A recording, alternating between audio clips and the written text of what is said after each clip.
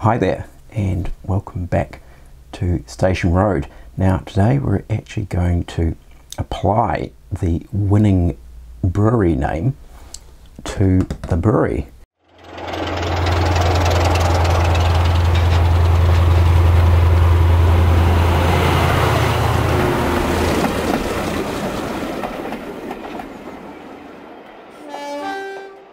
So to start with, I've already put some signboards on the main building here, so we'll just take a closer look at that. And I've just simply done these on the computer, and we can see there, and I've made them give the appearance of worn out timber hand painted signs that haven't been upkept in a while, so they certainly do look the part. So today we're going to look at applying the Allsop's name to the chimney, and I'm going to go down the stencil route applying this because I think my hand brush skills would just be too inadequate to get a reasonable job. Now this chimney is a kit bash, it's not part of the original Metcalfe Brewery kit, and I'll just show you now how I went about actually creating this in the first place, which I worked up a design on my computer. So this is the file that I've set up for the sign writing on the chimney.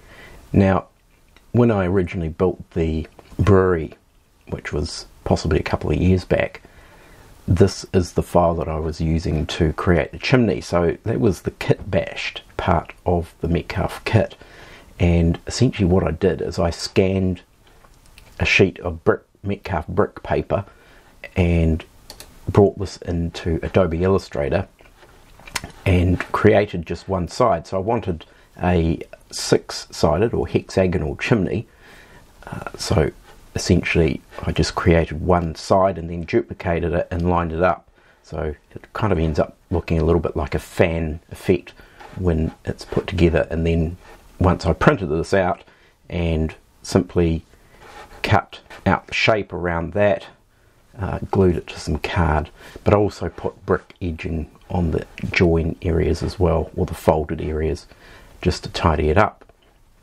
So for anyone who actually wants to add a chimney to the brewery kit or any other kit, you could in fact just lay out these dimensions that I've got here. So we had 10mm at the top, 16mm at the bottom, and 270mm high, and basically cut that out of actually some Metcalfe brick sheet if you wanted to create a chimney. So here we have the Allsop's name, and I've used the Bailey Quad Bold font. I don't want it to look like Allsop's, like the real Allsop's. I sort of want it to have its own flavour, and I hope Allsop's I don't get in trouble with them for using their name on this, but it should be alright. So first up, this was the name, and I've sort of positioned it on the chimney and set out the size that I'd like to have it, and that's basically the foundation for the cutout letter template. So that's how the chimney came about, and as you would have seen from the computer design, there is 6 sides to this chimney, so essentially we have a hexagonal shaped chimney. So with there being 6 sides, I kind of felt maybe I need to put the Allsop's name on 3 sides, so the name would actually alternate each side. So there will be a name, a blank side, a name, blank side, and so forth. And I sort of thought, well, that's probably a logical way to sign write this chimney. So with the stencil method, I kind of cheated a bit, and the file that I created, I just took that along to my local copy centre / sign writing company and got them to cut out some templates on some very, very low tack self-adhesive vinyl. So this is what they use in the sign writing industry to make signs and so forth, and I thought this might be the easiest way of doing it rather than me hand cutting the lettering out. So I did a wee test to find out what might work the best. And we have a wee sample here where I have done some tests, and I'll just bring up a closer view of that. So the one on the right, I just simply dabbed a very thin layer of white acrylic paint using a sponge, and I just went over it in one simple dabbing. And when I had a look at that, I sort of felt, well, it's a little bit too faded out, and also the edges weren't terribly well defined. So the one on the left, I did use the same method, but then I also just simply went around the edges of the stencil area with a very fine brush, just to get a slightly sharper edge on the actual lettering. And it also actually just gives the letters a slightly more solid feel. So that is the method I'm going to use. So it'll start with dabbing some white paint with a sponge, and then I'll go over it with a fine brush around some of the edges just to sharpen up some of the lettering. So we'll begin the process and see how it goes. I'll do one side at a time. I think it might be easier because of drying times, and acrylic paint sort of dries quite quickly, and we'll see how it looks.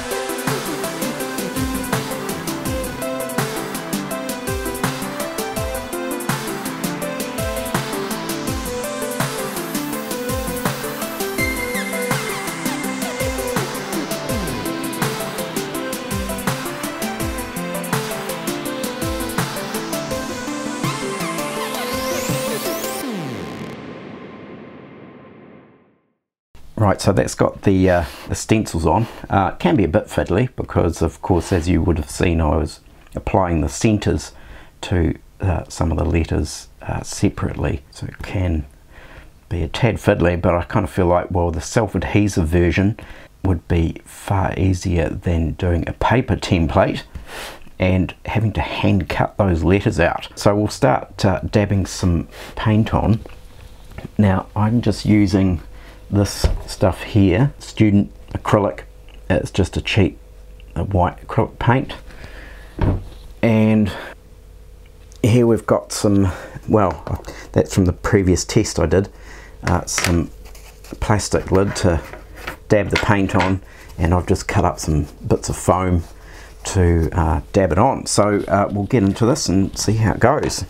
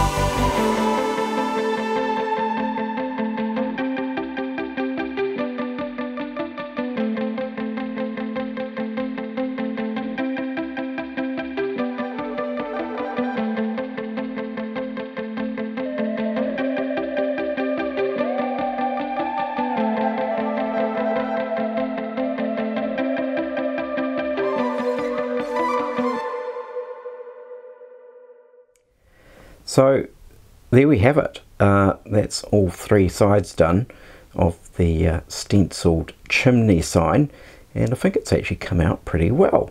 It's got a sort of vintage, worn out look to it, and I think it ties in quite nicely too with the signs that we have here. So if we can sort of zoom in closer there, so they've got a kind of a rustic, worn out appearance to them.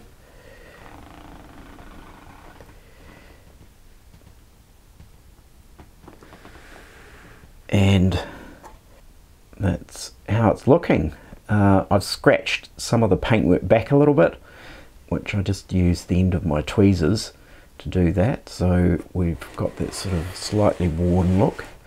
We turn around to that side, and a little bit more scratching back. So I did that before probably the paint fully dried. So I think that's come out pretty well actually, and I think it certainly looks the part on the brewery. So All Salts is now the name of the brewery, and once again thank you Mike Webb for your contribution. So I guess that's a conclusion to the brewery naming competition, and once again thank you to all of those who entered, and a huge thank you to Mike Webb for your name submission, which I am very happy with now on the brewery. And maybe this might inspire you when it comes time to build your brewery kit, which is now on its way to you in the post. So I think that's about it for this video, so I'll leave it there for now. Take care everyone, do look after yourselves, and for those who haven't subscribed, don't forget to subscribe, and also click that little bell icon because that'll give you notifications when my next video comes out. And also don't forget to like this video. So I will catch you next time. Bye for now.